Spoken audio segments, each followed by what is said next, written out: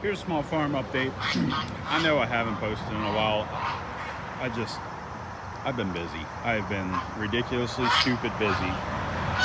Flooring in the house, reconstruction of certain walls, farm-related stuff. It hasn't stopped, and I don't have time to focus on anything related to any YouTube streaming or YouTube anything. So I came out here to fill their water, but I just wanted to show you.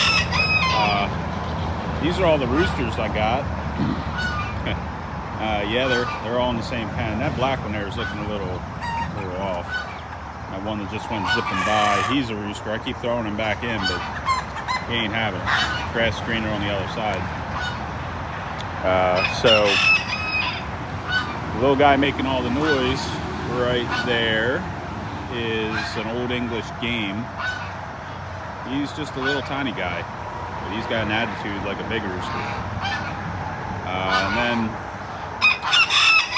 oh my goodness. Then I went and picked up some other geese. These are the geese that, so on the sliding scale of 1 to 10, right? So very friendly being those geese. Very angry being these geese. So the white ones are called Chinese white, and the brown ones are called African brown. And I know that sounds racist, but it is the name for these geese. It is, they were named a long time ago, and that's just what they're called. So both of them, both breeds, you can see they get a knob on their head. They get an orange one like their bill, and these guys get a black one like their bill. Both very loud geese.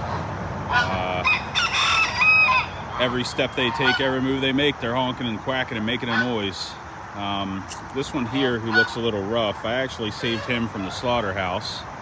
And when I say him, I actually mean her. All these Africans are female. So now I need to source a gander, which surprisingly is very difficult. Because everyone wants females. So when people get rid of their geese, they only have females, which sucks. And here I am, I want a male. Same with the Chinese white. I've actually got, those two are female, I believe. No, those two are males. I'm actually good on the Chinese white. So I have 2 males up here. I got 2 more in the pens down there that are both female. And then I got 2 more running around with these guys that are both female as well. So when breeding season comes, I'm going to take some of this fencing to create their own little pen and segregate them off to it, and let them go at it. So the reason I got these, I do have people that want guard geese, and these guys work great as guard geese. They're very protective, very loud, very aggressive. When I have conversations with people and they say they hate geese, these are the geese they're talking about, especially the white ones. Those white geese are very prevalent.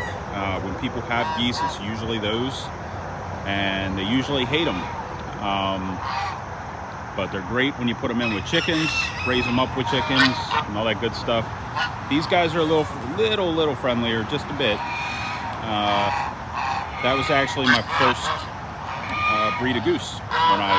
When I first started, I actually had an African, and we called him Spruce Goose.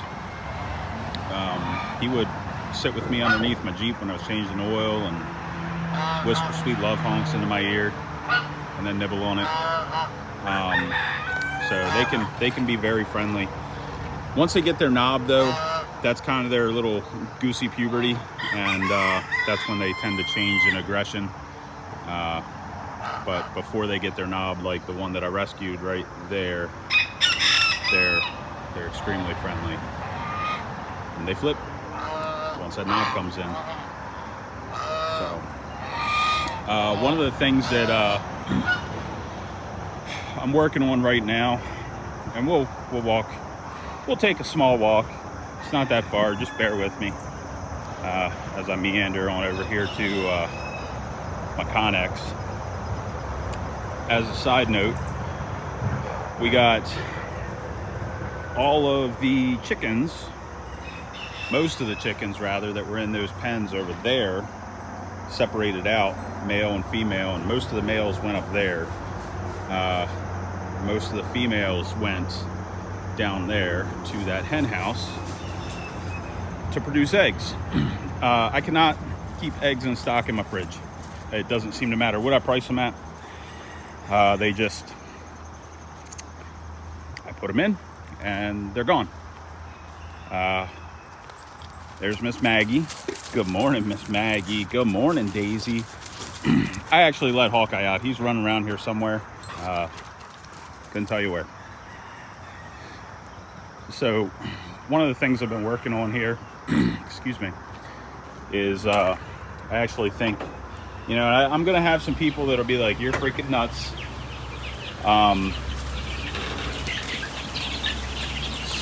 So I went and, that's a quail, by the way.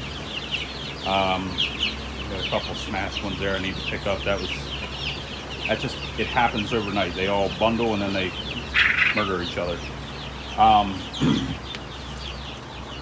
Another quail. So one of the things that I'm working on here is actually considering doing rats. And now I know rats are kind of like, either love them or you hate them. I don't mind them, but I was reminded very clearly, very gruesomely, that they are indeed still rats. Even though they're domesticated rats, they are still rats.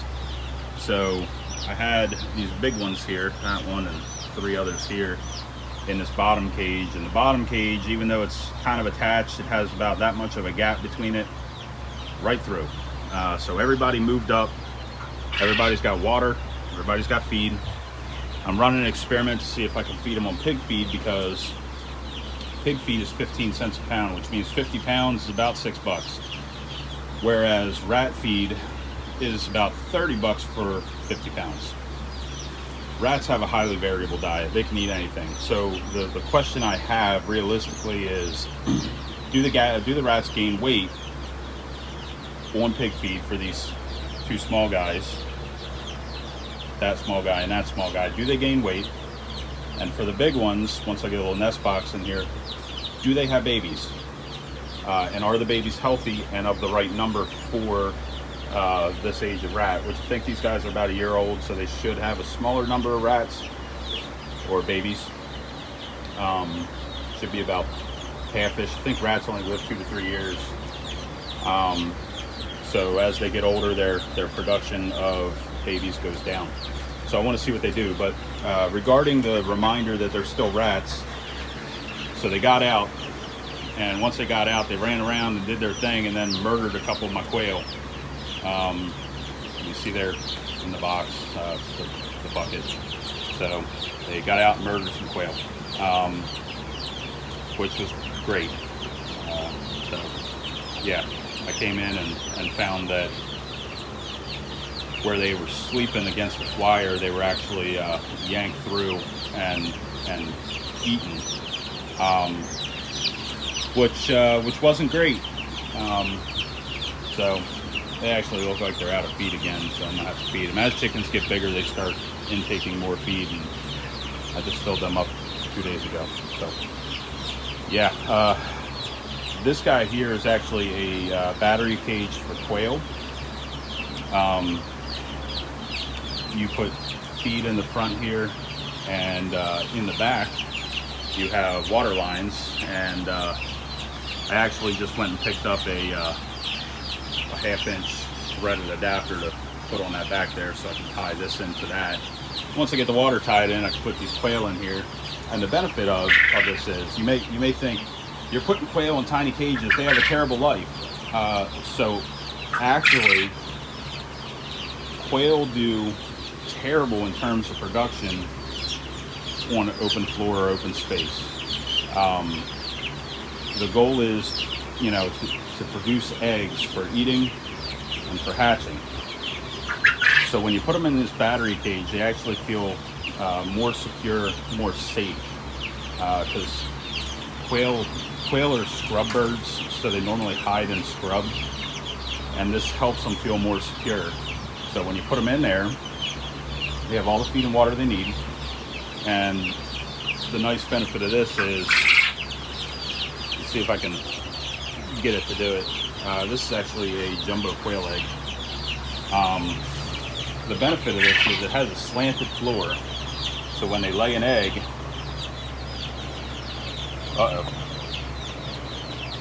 these quail eggs are too big.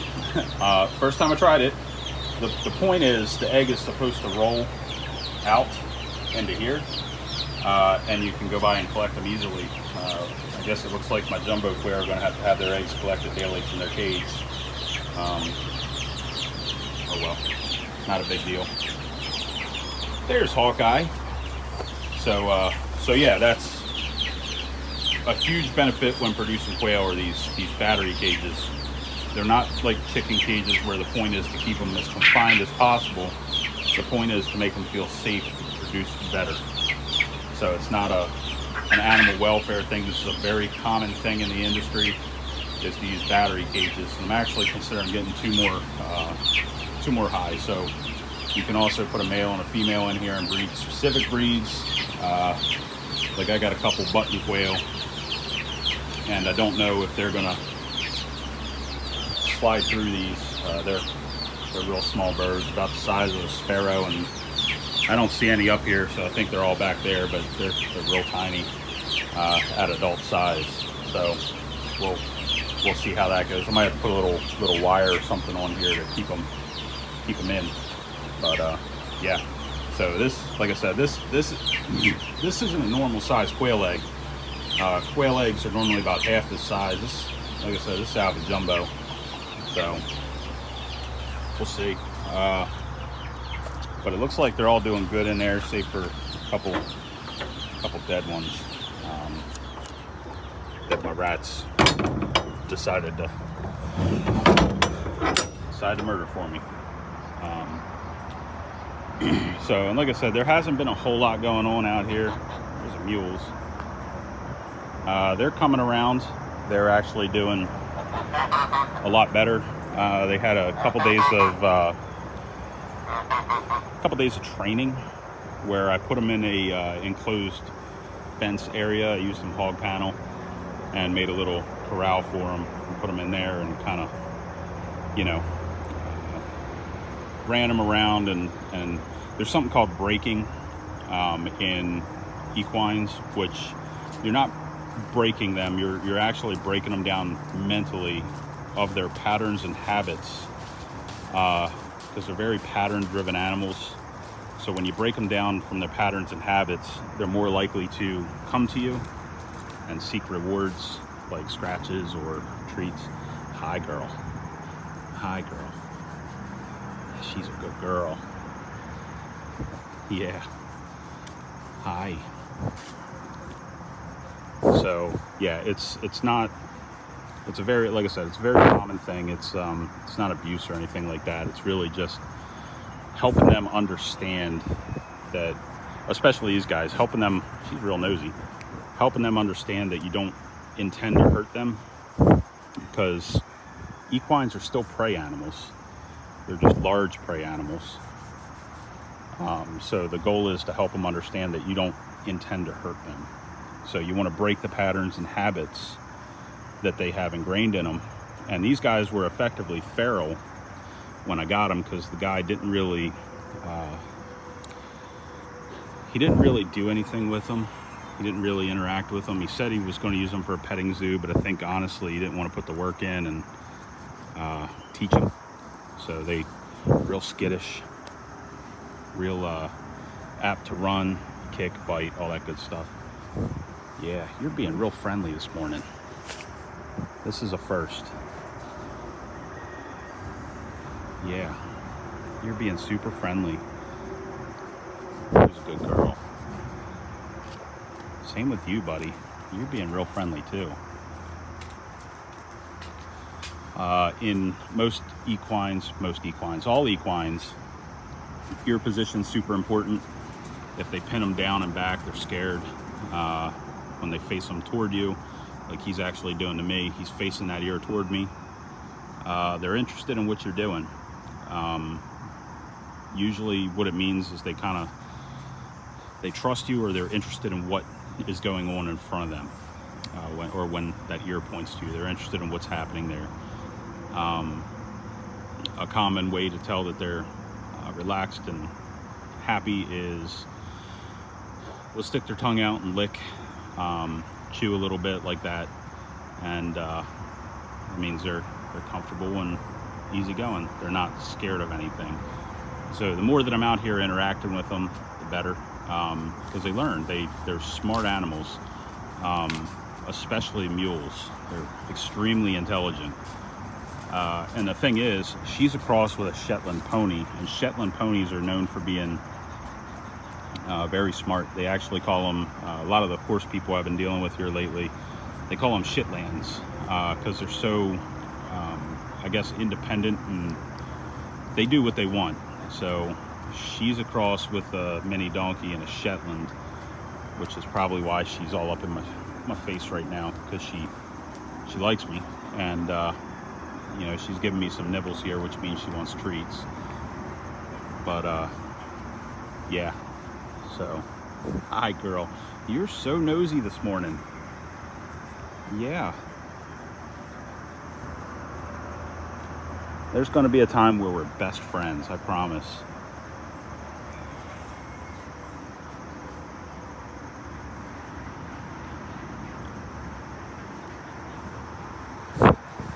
So we have named them. She left a smear on my camera. We have named them. They are officially Janice, and he's Chandler, named after friends. So Janice and Chandler, we really kind of just, I call them ponies or bubbies or whatever, but yeah, officially that's their names, Janice and Chandler. So yeah, regarding the pigs, we'll walk down here and have a look at them real quick. So I had a farrowing. I think that's about the time I turned the live stream off due to hardware issues.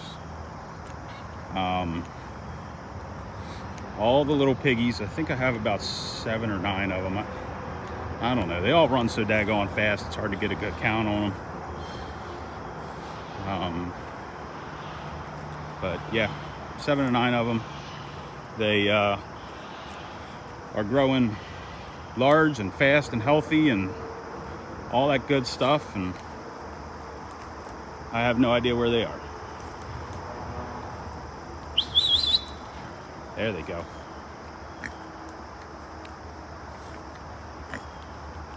So they want me to feed them. I got a few of them, like Choo Choo here. She's looking terrible. There's actually nothing wrong with them. The problem is, you'll see there's a bunch of hay and straw stuck to her teats. She is still in milk, and these little piglets are just sucking all the nutrient out of her. You can tell the others are nice and plump and good looking, but her, she just looks really rough. So that hay and straw stuck to her teats is a good indication that she's still in milk.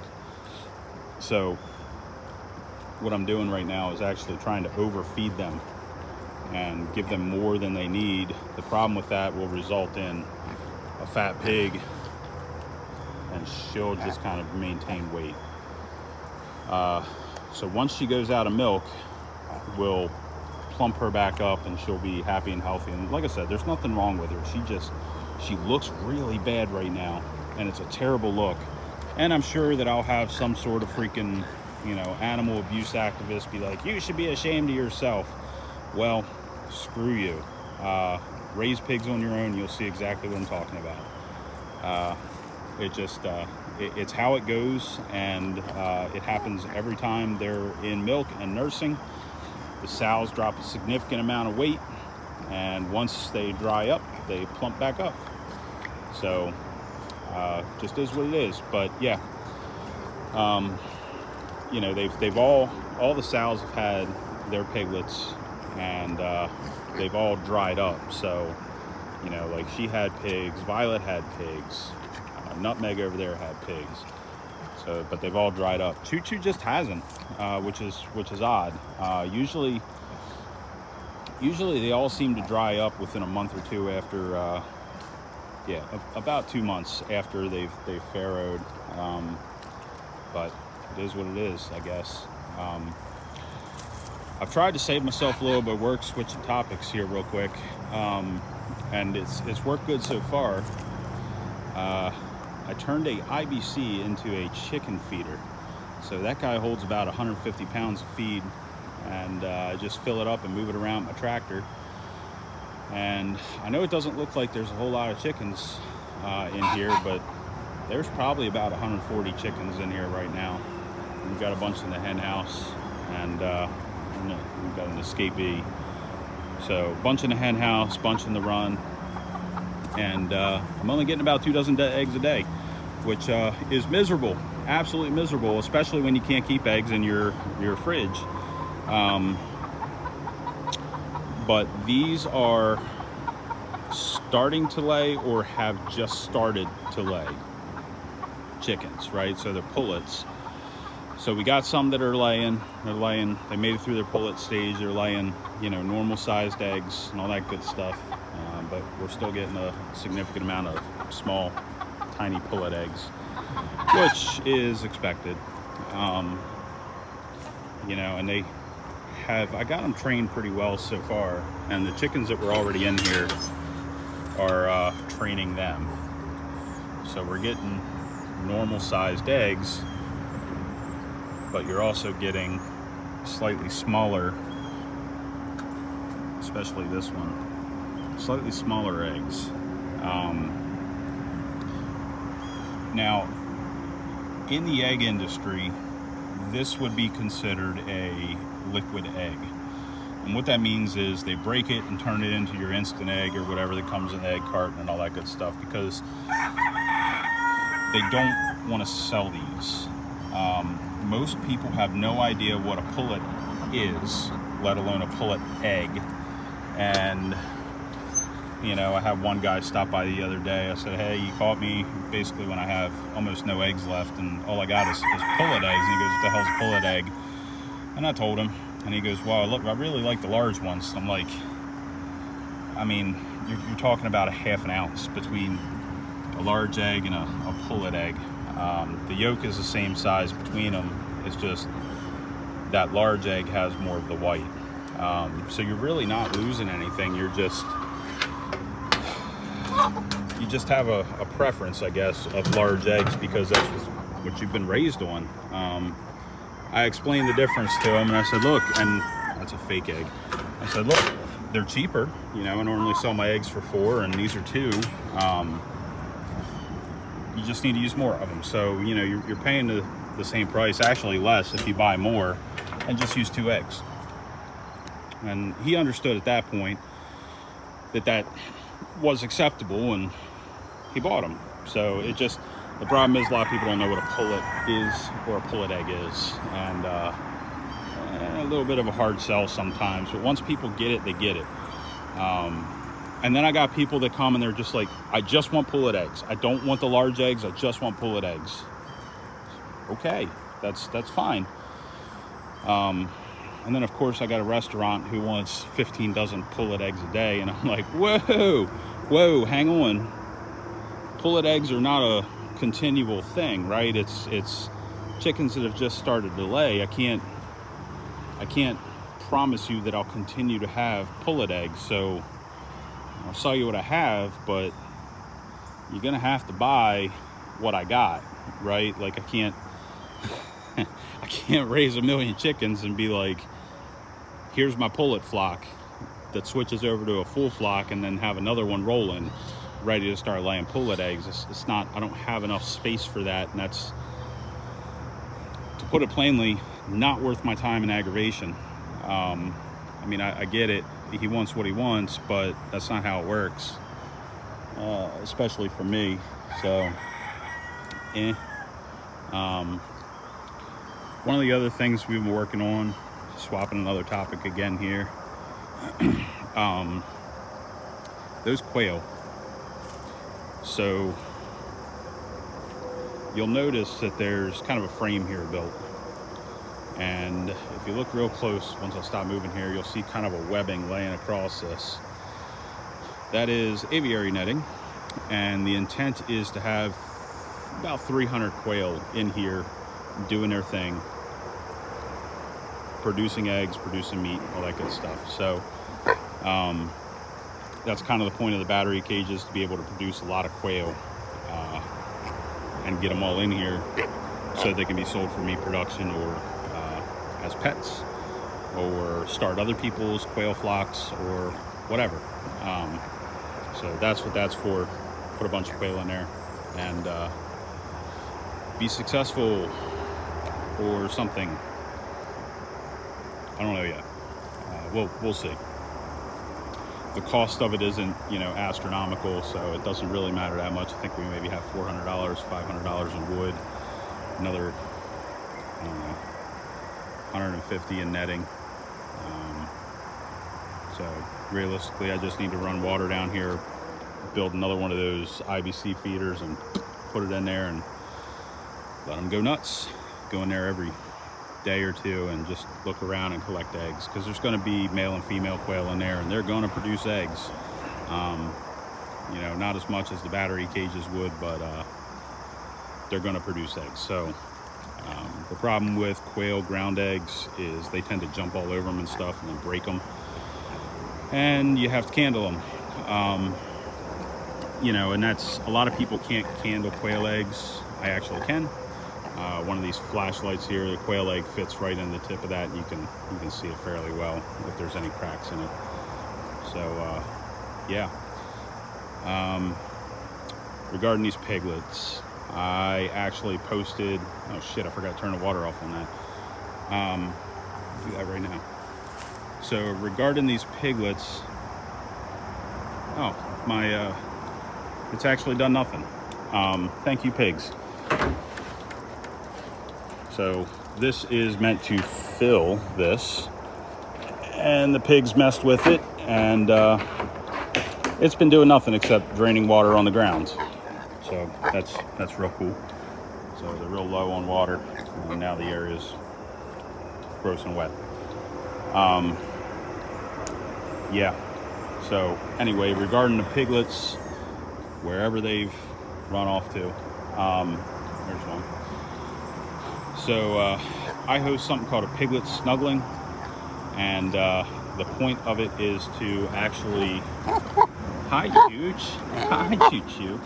The point of it is to actually kind of temper the piglets and bring, I guess, joy to the community. And it does. It people love it. They love snuggling little screaming pigs. I don't know why, but I posted it last night on a Facebook page, a group or whatever, and 12 hours later I had 100 groups signed up of about 4 people per, leaning to 4. Average is 4 people per group. So, between, on the low end, 2 people and 5 people, maybe a few more. But the point is, they come out, they hold a piglet, they have fun holding the screaming pig. There's other things there. The mules will be up there. All these adults will be up there, and they can feed the adults. They can hold little chicks. They can hold little ducks. All that good stuff. So kids really enjoy it, and it's a good time. People really enjoy baby animals. So like this guy here, he's definitely interested. Hi, bud. Hi, bud. Actually, that's a female. So really interested. They're almost there, and they'll be fine during the piglet snuggling. And the last time I hosted this, I had almost 800 people come through on 2 weekends. It was a lot. So at about 4 times 100 group, or yeah, 100 groups of people. We're looking at 400 people so far, and like I said, I just posted it yesterday.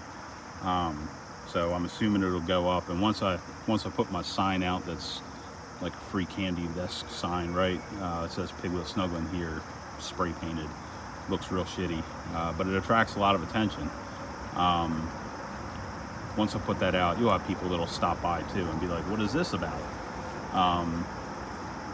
So I expect that there's going to be a significant amount of people now that the weather's cooler too. We're averaging about 70 degrees on days now, so they'll want to come out and hold a little pig.